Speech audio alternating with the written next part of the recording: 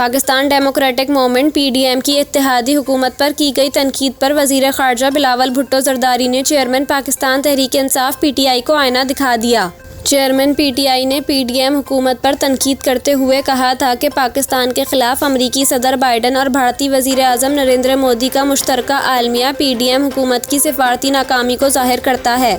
Chairman PTI की तनकीद के जवाब में वज़ीर ख़ारजा बिलावल भुट्टो ज़रदारी ने फरवरी 2020 में साबिक़ अमरीकी सदर डोनाल्ड ट्रंप के दौरे भारत के मौके पर जारी आलमिया शेयर कर दिया। बिलावल भुट्टो की जानिब से शेयर किए गए आलमिये में ट्रंप और मोदी ने सरहद पार से दहशतगर्दी की मज़म्मत करते हुए पाकिस्तान से मुतालबा किया था कि वो मुंबई और पठानकोट जैसे हमलों में मुलव्विस तमाम दहशतगर्द ग्रुपों के खिलाफ कार्रवाई करे। दिलचस्प बात यह है कि 2020 और आज के अमरीका भारत आलमी में पाकिस्तान के हवाले से एक जैसी बात ही की गई है।